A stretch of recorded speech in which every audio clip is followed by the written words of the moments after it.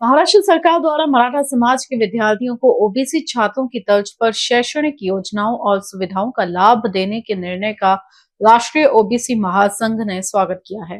महासंघ के अध्यक्ष बबन राव तायवाड़े ने कहा कि शिक्षा के क्षेत्र में किसी भी समाज को वंचित नहीं रखा जाना चाहिए।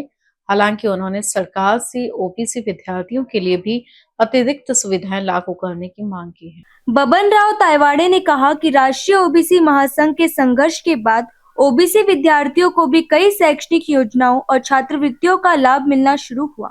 अब मराठा समाज के विद्यार्थी को भी ऐसी सुविधाएं देने का निर्णय स्वागत योग्य है।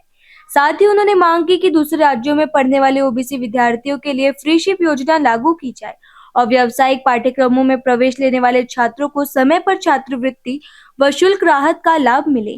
उन्होंने कहा कि सरकार सभी समाजों के विद्यार्थियों को समान अवसर और सुविधाएं उपलब्ध कराने की दिशा में ठोस कदम उठाए। के लिए मराठा समाजाला ज्या पद्धतीनं नवीन योजना लागू करण्यात आल्या त्यावर आपली प्रतिक्रिया काय वाटतं? ओबीसीचं नुकसान होणार आहे की काय? नाही, ओबीसीचं मुळीच नुकसान नाही आहे। हे बघा, आपल्या राज्यामध्ये एससी एसटी आणि ओबीसी या विद्यार्थ्यांना ज्या सोयी सवलती मिळतात, आधी एससी आणि एसटी प्रवर्गाला मिळत होत्या। 2016 नंतर राष्ट्रीय ओबीसी महासंघाने लढा उभारला आणि ज्या ज्या सोयी आणि सवलती एससी आणि एसटीला त्या सर्व सोयी आणि सवलती आम्ही ओबीसी समाजाला लागू करून घेतल्या सरकारकडनं आणि आज त्या योजनेचा लाभ ओबीसी समाजातील विद्यार्थी घेत आहेत। तेच लाभ याच्यापुढे, त्याच योजना याच्यापुढे मराठा समाजातील विद्यार्थ्यांना सुद्धा लागू करण्यात येतील अशा प्रकारचा जो शासन निर्णय सरकारने घेतलेला आहे त्याचं मी अभिनंदन करतो। कारण समाजातील प्रत्येक घटकाला ज्या ज्या आवश्यक सोयी सवलती आहे त्यांचं म्हणजे त्या जीवनमान वाढविण्याकरता त्या सर्व सुविधा पुरविण्याचं सरकारचं कर्तव्य आहे। ते कर्तव्य सरकारने आज निभवलं आणि ज्या ज्या सोयी सवलती ओबीसीला मिळतात त्या यापुढे मराठा समाजातील विद्यार्थ्यांना मिळतील अशा प्रकारचा हा निर्णय आहे।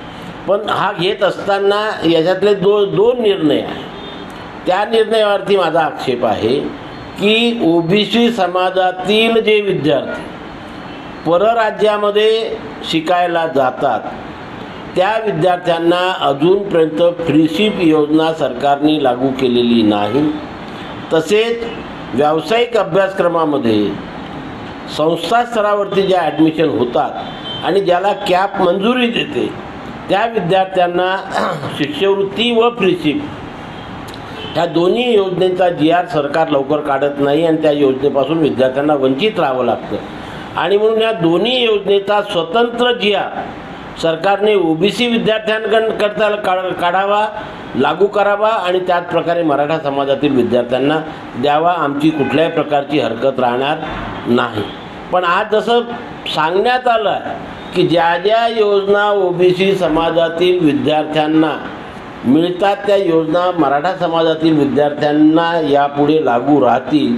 मी याच्या पुढे जाऊन असं म्हणतो की सरकारने याचं अध्ययन करावं की ज्या योजना मराठा समाजातील विद्यार्थ्यांना लागू आहे परंतु ओबीसी समाजातील विद्यार्थ्यांना लागू नाही, मराठा समाजातील लोकांना लागू आहे परंतु ओबीसी समाजातील लोकांना लागू नाही, त्या सर्व योजना ज्या मराठा समाजाप्रमाणे ओबीसी समाजातील लोकांना सुद्धा सरकारने लागू करण्याचा शासन निर्णय त्वरित काढावा आणि ओबीसी समाजाला दिलासा द्यावा।